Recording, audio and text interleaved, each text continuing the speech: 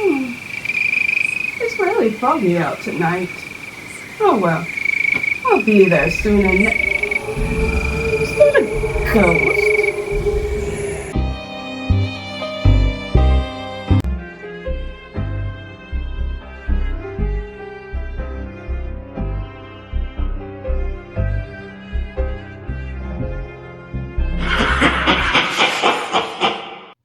Hello, my lovelies. I am Madam Crystal Butterfly, and I am on my way to the annual Authors Halloween costume party. What do you think of my outfit? Be honest. Anyway, my lovelies, since I'm actually super early for this party, I'm actually about an hour early. Wow, I saved a lot of time by cutting through the creepy cemetery in the middle of the night. Smart move, walking through the cemetery late at night. Yeah, definitely smart. But as I was saying, my lovelies, since I'm super duper early, why don't we take a little time to talk about some scary stories? But which ones should we discuss? Ooh, I know. Why don't we talk about some of the creepy stories in Von Otto's Child by Daniel Bautz? Ooh, yes, that's a good idea. Oh, but before we get to those scares, let's chat a little bit about the author who crafted this tale. Daniel has been writing stories for 7 years and has published 5 stories. His original desire to enter into the world of the author sprouted from a need to celebrate the memory of a friend who has sadly passed away. He realized the only way he would be able to do this properly was to write about this friend, and in its own way. Writing about his friend made him feel as if his friend was still alive and with him. His story, Von Otto's Child and Other Forsaken Offspring, is a collection of stories that he wrote for the sake of the joy of storytelling. As he crafted this collection of stories, he didn't just want to tell stories from one genre. He wanted to make the book unique and tell stories from many different genres and put them together. Now, when it came to putting this book out into the world, Daniel felt absolutely no anxiety. His only desire when he put out Von Otto's Child was for somebody to find one tale within its pages that they could connect with. Daniel has plans to keep rolling out more books. His debut novel, Life is in the Blood, was published in February. It's a historical horror thriller, and as of the making of this video, he is working on a contemporary paranormal thriller, and he hopes to be able to publish 2 novels a year. What this author loves most about books is that books are a way to experience multiple perspectives, empathy, and new worlds with fresh eyes. Books are worlds of thought. Now, what exactly is Von Otto's Child all about? A collection of lost and found from the orphanage of forsaken stories. An eclectic group of 22 stories that offer more than one genre. Sometimes scary, sometimes uplifting, sometimes funny, but never dull. From angels to demons, Halloween to Christmas, from endings to new beginnings, every story gives the reader something different than the last. Let's shine a little light on our first terrifying tale. One of the first stories I encountered when reading this book is called Little Light of Mine. In this story, a boy named Alton is asleep in his bed. At least he would like to be, but he's up watching out for shadow monsters who attack little boys and take them to their world to gobble them up. But as long as Alton is alert with the bright light of his phone, he will be okay. At least he would have been okay if he had not gotten distracted for a second. A shadow monster quickly grabs him and pulls him into the shadow world to eat him. This scene did make me a little fearful. Daniel did a little too good of a job describing this monster trying to eat this kid. The deep description of the monster's tongue trying to wrap around Alton along with his teeth burrowing into the kid's flesh was very unnerving.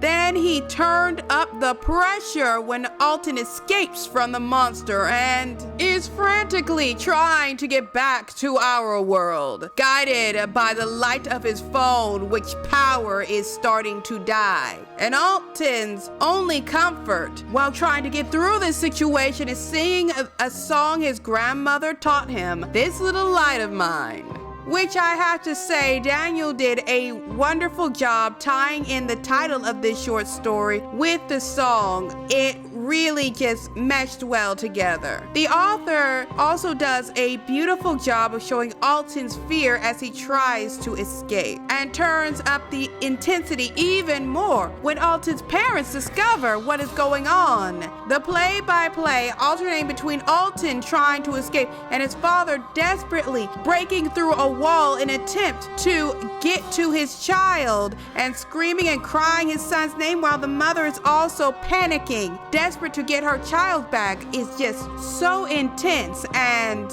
makes you fearful for Alton, which I have to say I like the fact that I felt worried for Alton, because in a lot of horror they make you want the child to die, which is not a good thing, but they do. Now, does Alton survive his battle with the Shadow Beast? Well, you'll just have to read this story to find out, my lovelies.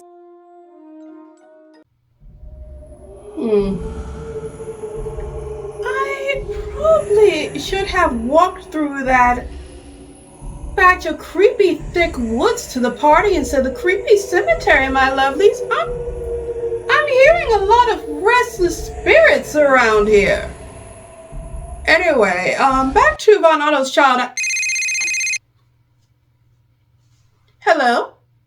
Oh, hey! Oh, you need some chips? Okay, how many chips do you need?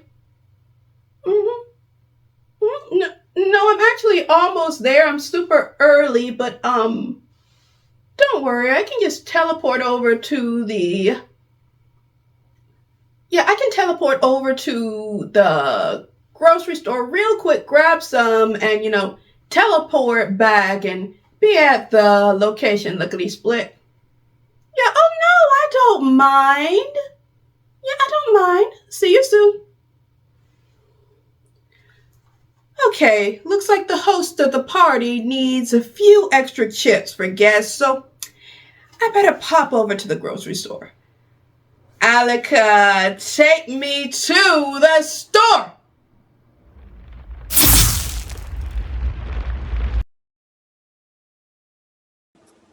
Daniel, where did she go?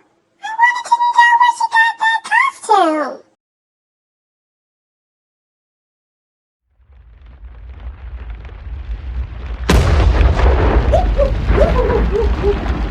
Okay.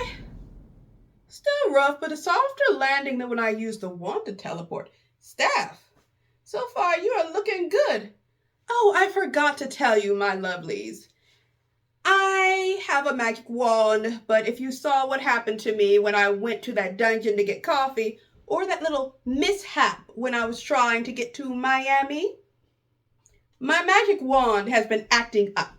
So I complained to the Writers Guild about it, and they sent me this staff to use as a temporary while they work on my wand. But so far, this staff is working better than my wand. Although they said the wand is technically supposed to function better than this.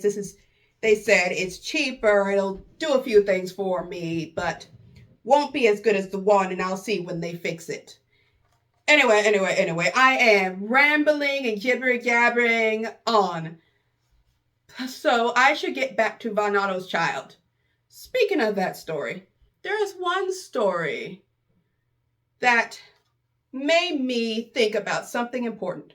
I haven't met Mr. Right for me yet, but when I do, and I have a baby, When October rolls around, the first thing I'm going to do is buy a pumpkin. And like all those TikTok mothers, I'm going to carve it out and stick the baby in the pumpkin and take a bazillion photos.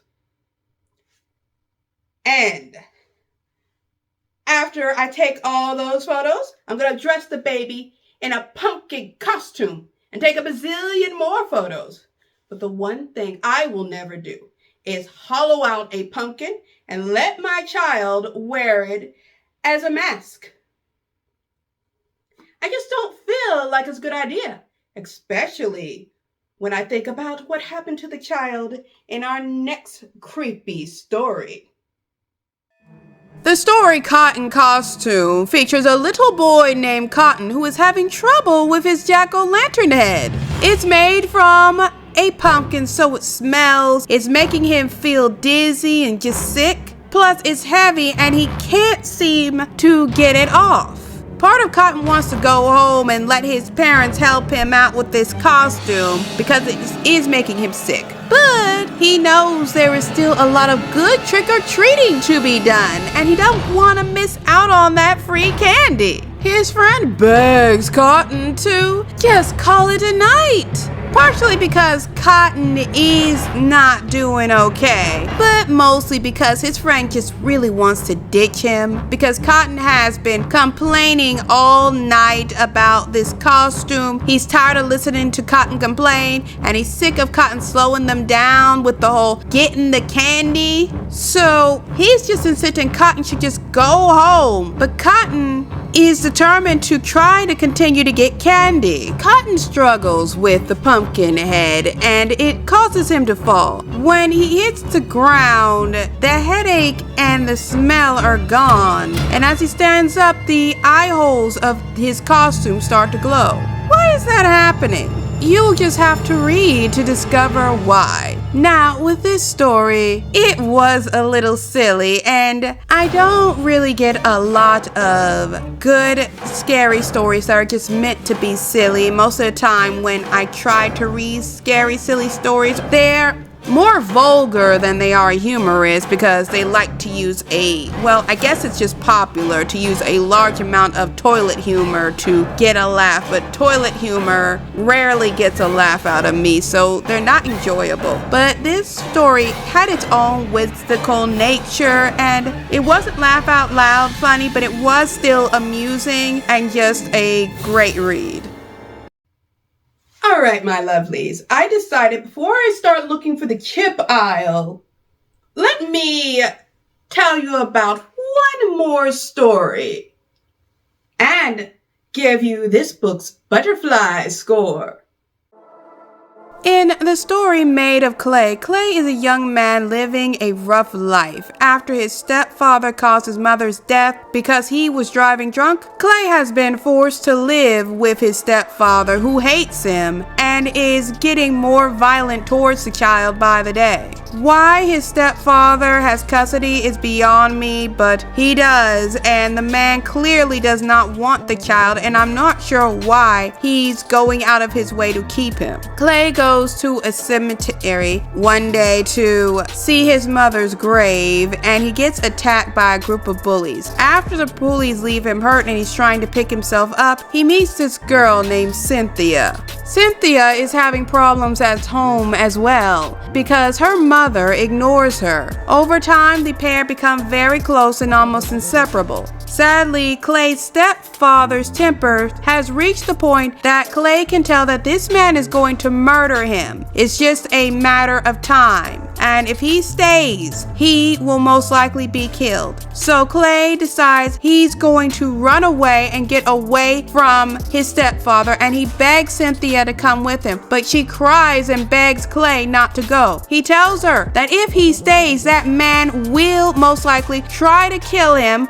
or will kill him, or Clay will have to kill him first. because it's obvious that there's no way anybody's yanking it out alive in that situation. But Cynthia drops a bombshell on Clay. She admits that the reason why she cannot go with him is not that she does not want to, it's because she cannot leave because she is a ghost. Her spirit is bound to the cemetery where he met her, and she cannot go beyond a certain point. Will Clay run to freedom, or will he battle with his stepfather so that he may stay with Cynthia?